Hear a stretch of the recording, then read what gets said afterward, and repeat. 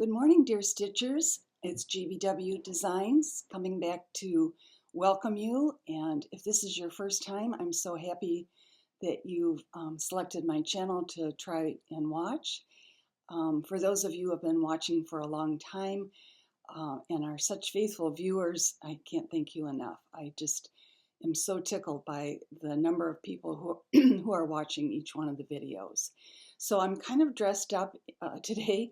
I decided I was going to try to look Christmassy and festive because this will be my last video of 2021. And I have a lot to share with you today. Of course, I always have a long list of things.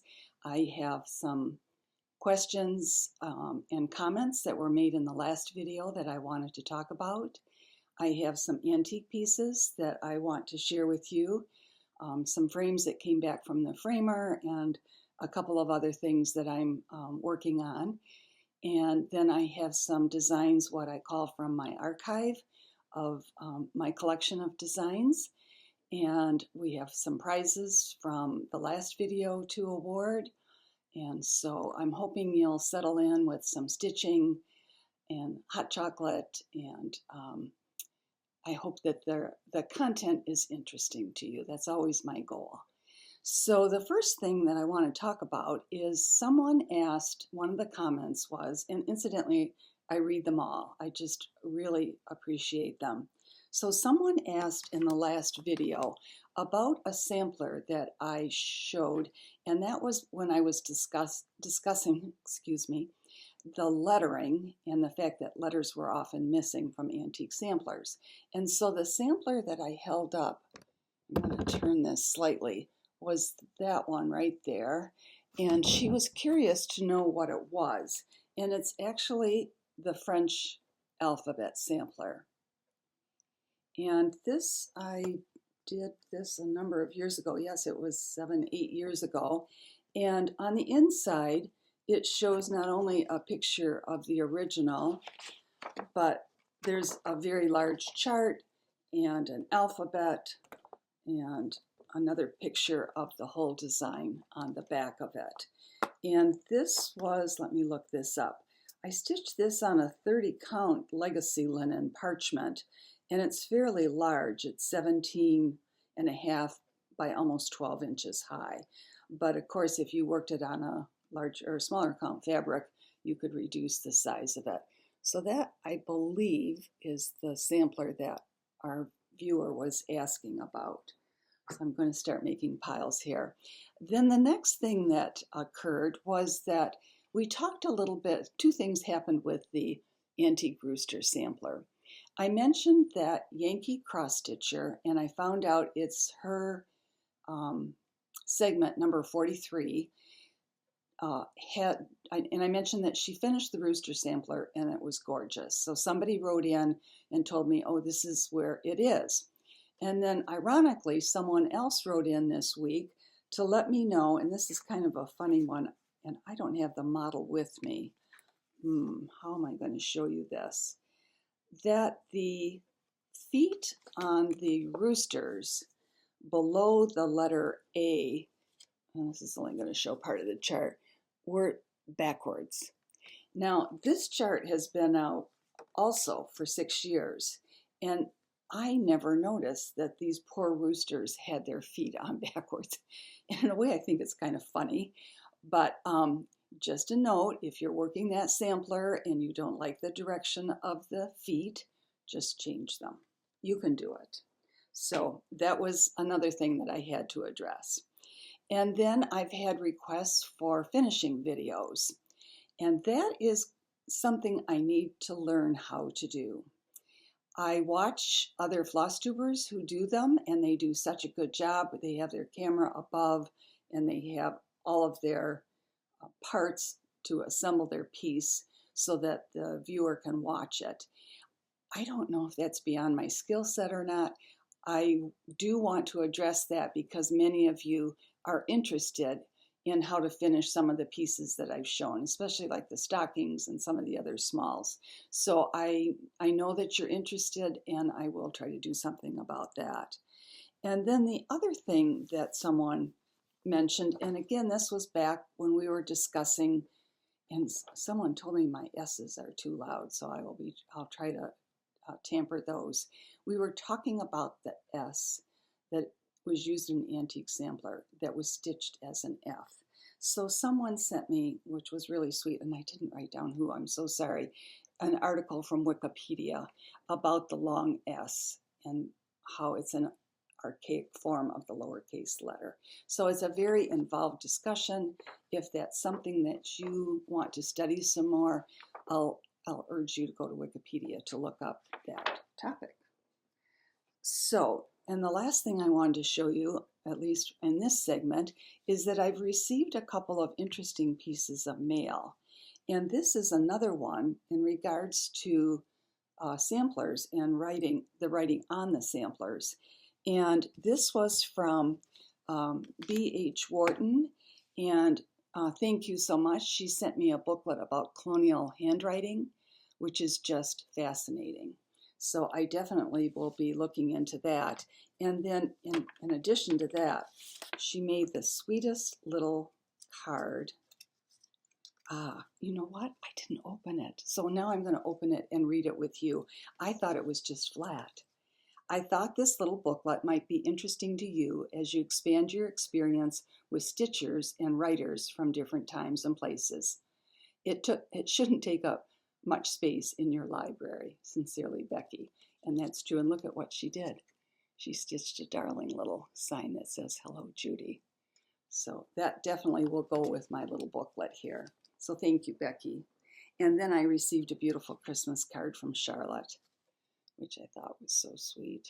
So thank you, people, for writing, commenting, and all of the things that you add to my video each week. It's just wonderful.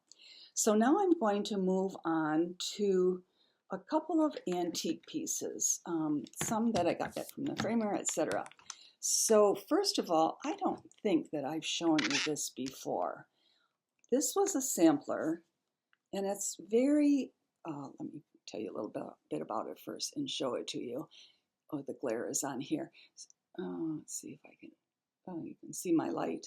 So this is done by Ada Roper in 1894. The linen is very, I would say, coarse linen. That's the best word to describe it. I think I counted it, and I think it's about 12 stitches per inch. She stitched it in one strand of floss, and this is, of course, is the original. So I have not decided yet if this is going to be part of my red sampler collection that I'm going to publish. That is to be determined, because I have so many this time, and I want to pick the favorites. But I stitched it again over one on I believe a 32 count fabric, and I love the way this turned out. I found this antique frame, and it doesn't really quite fit the piece, but I like all the space that is around it. And then I've stitched it. Sometimes I don't know why I do these things, but I do when I have one strand that I need to work on. I stitched it again over two, and using just one ply of floss. And I heard that discussion one time on Jacob's channel, Modern Folk Embroidery, that he likes the look, because it's often done on antique samplers, of using one strand of floss. It looks a little more open and lacy. So I thought that was an interesting comment. So let me place these, I'm struggling, off to the side, excuse me, and show you a couple more antique pieces. So this one, let me show you the original first, and I think we've talked about this one. This is actually stitched on a very, very tightly woven linen. I really can't imagine how hard this must have been. And it's Helene Schmore, and it is 1874. I loved all of her alphabets. They were just quite fascinating. So I restitched this piece as I disappear here, and I just had, all these pieces are big and hard to move. I just had it reframed, and I love how it turned out. I love the frame. I used a 32 count linen over 2 and just 1 strand of floss. So that just came back from the framer this week. Then I have another sampler to show you that we've talked about in the past, and it too came back from the framer. And I think I'm going to have to remount it. And it was not the framer's fault, and I'll tell you a little bit about it. So this was the original sampler, which we've discussed before. It's the Olive Rowley 1805.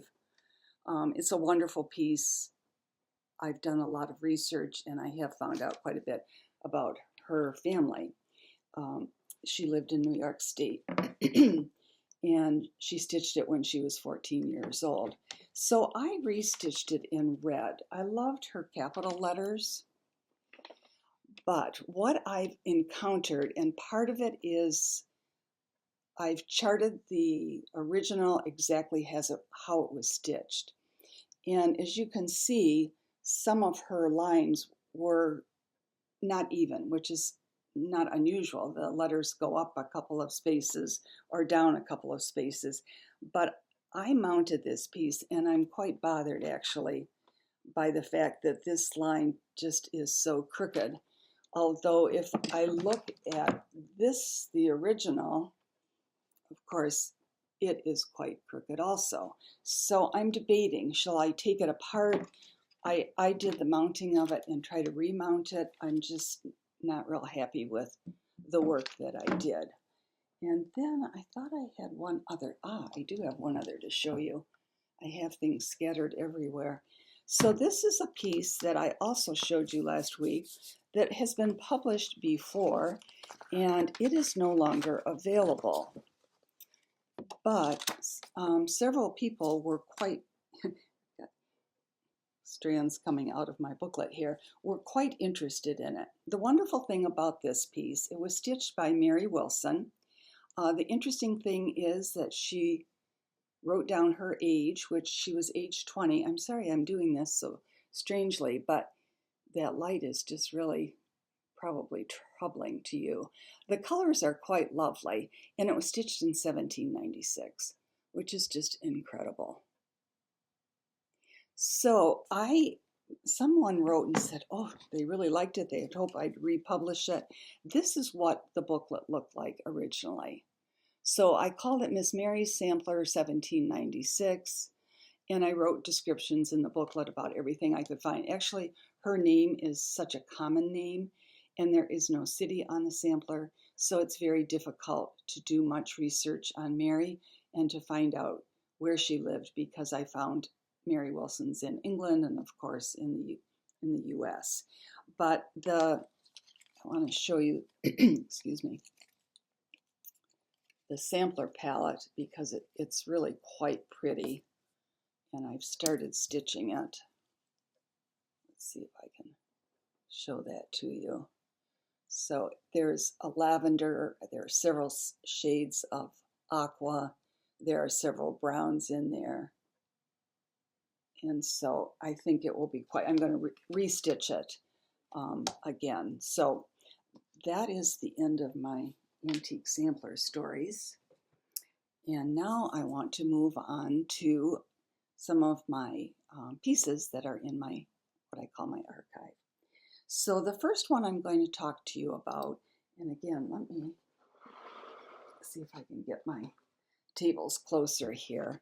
It's always a challenge to set things up just right so that I can reach them while I'm talking to you. So I'm going to take a quick sip of tea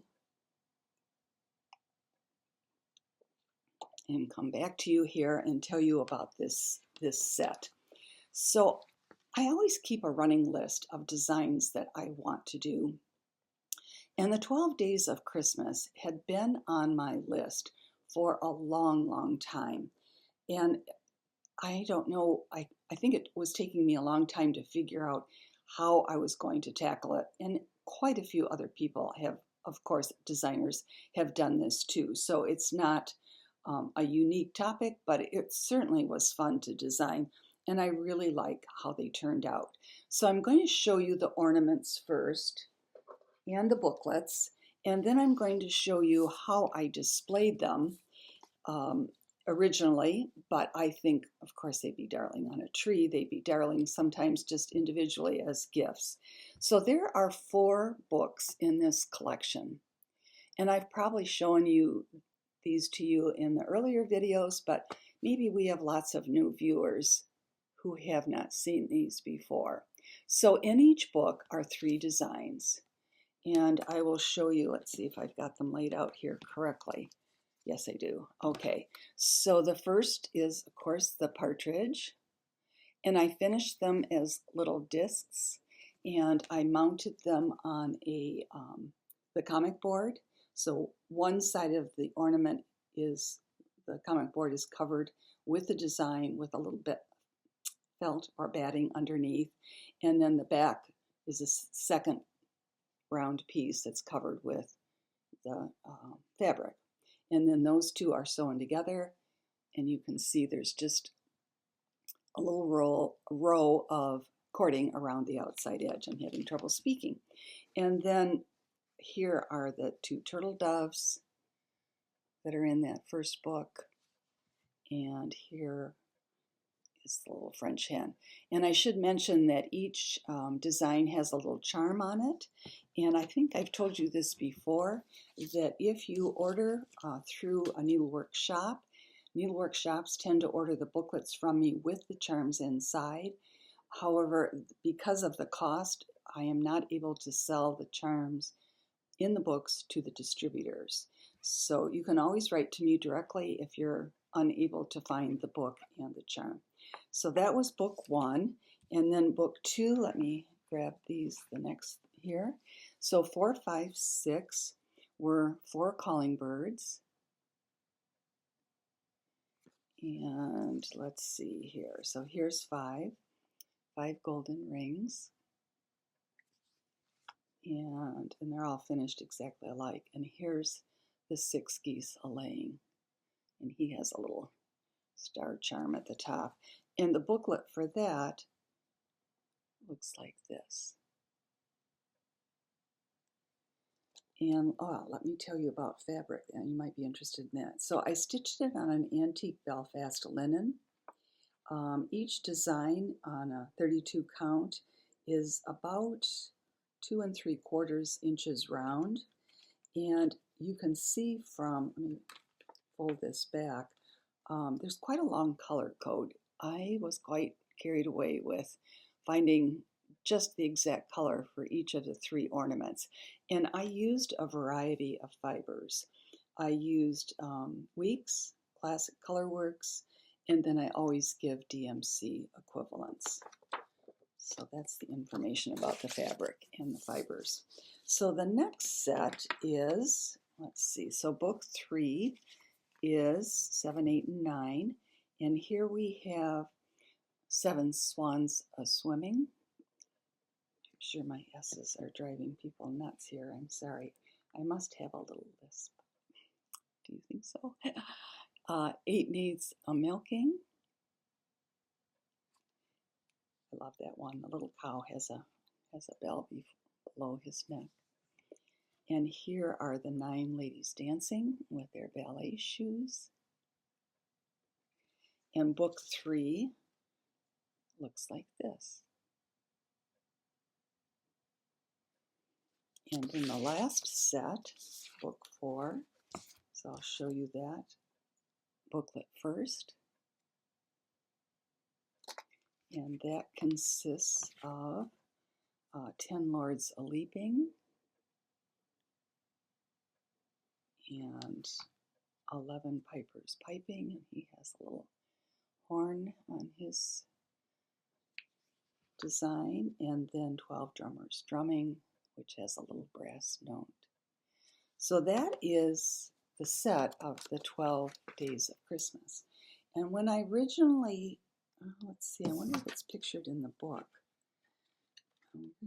Yes it is. So I'm going to fold this back, and then I'll hold it up in a minute because it's a little unwieldy. So I mounted these. I bought a window at Hobby Lobby a couple of years ago, a wooden window. And in each window, you'll see in a minute, I put a little plastic disc, the kind that you can, just wet and stick to the window with a hook on it.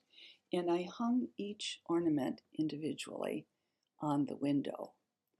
Now, this kind of finishing, you could do all kinds of ornaments using that window as a finishing technique. And then I just added a bow and greenery and some bells. So I'm going to lift that up and show you that without the ornaments. And I have a hanger on the back so it can be hung on the wall. So this is what it looks like without the ornaments hanging on it. You can see, whoops, excuse me, the bow at the top.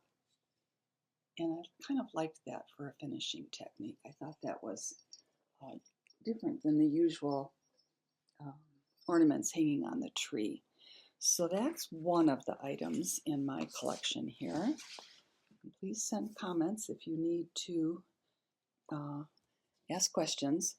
I am going to backtrack one little second because I just found this on my desk here. So in the last video, I showed you several pieces that I had stitched by other designers, and one of them was not finished. So I finished it a couple days after I spoke with you, but then I realized I had given you the wrong designer name. So this is the piece that I stitched and finished just into a little pillow with a little simple rickrack trim. It is actually a blackbird design, and it's called Early Christmas Morning, and you've probably seen it many times because it actually has been finished into a round box that is about 1.5 inches high, and the finishing is just gorgeous. But I liked the idea of it just sitting in a chair as a pillow. So that was one of the finishes that I hadn't shown to you. All right, on to other designs in my collection here. So last time I showed you a number of stockings, and I've got 3 more that came back from a trunk show, and I thought I would share those with you. This is Sing a Song 15, and it's called I Heard the Bells. And the wording, of course, on the stocking says, I heard the bells on Christmas Day. Their old familiar carols play. It's hard to say quickly. And that was just finished with a little Christmas backing. That's one of the finishing projects I may tackle for you in the new year. And then another one that just came back, which is I think the last one I did, is I'll Be Home for Christmas. And this is what the booklet looks like. This too was stitched on a 32 count antique white Belfast. And in a number of fibers, but I always give DMC equivalents. And this is what the stocking looks like. And that's such a wonderful sentiment. I hope that you are able to spend time with some of your family members or all of them during this holiday season. The last one I want to show you is called Winter Wonderland. But actually the words in that song are Sleigh Bells Ring. Are you listening? So those are 3 more in the ornament set. There are 15 altogether. And I got 2 new ideas from you, the viewers. Someone said, have you done Oh Holy Night? And I have not. And White Christmas. So I have some ideas actually on how to make that happen. So I added those to my design list for 2022. So we'll see. We'll see if it happens, right? So another thing that I wanted to show you, and this is just kind of amazing. So there are so many Flosstubers out there, and so I'm always so grateful that you take time to watch mine. And there are a number of them who have been so supportive of my designs this year. I try to mention them every time because I'm so appreciative. I got a wonderful mention last week from Kim with a Contented Stitcher. Thank you, Kim. Annie from the Proper Stitcher has been wonderful about showing my designs. Artie from the Vintage Stitcher. Let's see, who else am I forgetting? Chris Cross Stitch. So Chris Cross Stitch this last week, he's such a hoot. You will love listening to him. He is a Southern boy with wonderful, wonderful, young man, I should say, he's not a boy, with wonderful stories. So this week he stitched English plum pudding over one, and I was so proud of him. I think that might have been one of his first over one designs. And this is what the booklet looks like. It's actually been out a long time. Sorry, I'm shaking that. And in looking through my models, I actually found the original model stitched over two. And that was stitched on a natural, 28 natural linen. This book, there are not many left, actually. It's not one that I'm reprinting, but it does appear in one of my Christmas ornament booklets. And I only have two in front of me here. I don't think I pulled the right one. So I have 1 and 3 in front of me. It must be in book 2 because so many people have been stitching that one. And I just put it on that little tree that hangs behind me. And then I pulled out a couple of more ornaments for you that are from those ornament collection booklets because I love to show you a variety of stitching techniques. So this is one that my professional finisher did, and these are, let's see, one of these, the one with the ice skates, is in Christmas Ornament Collection Book 3. And you can see what she did. She actually covered a button with the fabric and then mounted it on a piece of wool felt and then just tied it to a plastic candy cane. And I absolutely love the finishing on this one. It's so beautiful. And there's a second one in that booklet. Let's see if I can show this one to you. And this one is similar. It's stitched on a 28 count linen over 1. Of course, you could do it over 2. And if you did, they would not be that much larger. But they're so fast to stitch because you can stitch one in an evening. This is another one that's been quite popular. And it is, let's see, this is in the Collection 1 booklet. And it too, it's kind of a reverse design. So instead of showing you the motif stitched, everything is stitched around it. So you can see on here, let me show you and then look at my booklet. There's a tree, there's a heart, there's a reindeer, there's a little birdie, and those are fun to design. It's kind of like a reverse method. You put in the motif and then you're actually taking it out because you're filling in the background. And that was just finished as a little curved arced piece with the cording down at the bottom tied into little tassels. And then the last one I'm going to show you in the ornaments, really after this video, Christmas is gone, and then we'll have to move on to other topics, which I have many that I'll be able to do with you. So this is another of the little tiny ornaments. This is in Christmas Ornament Collection 1 also, and this too is made up of the little motifs made into a stocking. So, oops, I dropped it. It's gone. I'll pick it up later. So, I have one more design to show you. No, 2 more. And then I'm going to announce the winners for this week. So let me pull out my notes on that. So this is a design that came out maybe last year, I think. And I have 2 models of it. I always like to give you suggestions and choices and encouragement because all of these designs originally are stitched over 2. And for many of you, that's what you're comfortable with. And I respect that because we each have our comfort level. I know people who stitch on 56 linen. That is not in my comfort zone. So I'm sticking to 32. Actually, I branched into 36, and I love that too. So this was stitched, if you can see it here, let me look at my notes on this one. So the over 2 design was stitched on a linen called Sparkle, and it is made by Zweigert. It actually has a gray and white background, and I don't know if you can see these little motifs here are actually printed on the linen. Those are all printed on the linen. So this is over 2, And I love how my finisher finished it with just a simple pillow with cording and tassels on the corner. Now I also, of course, stitched it over one. Let me get this all cleaned up. And it was stitched on a 28 count navy blue linen with a white floss. And I have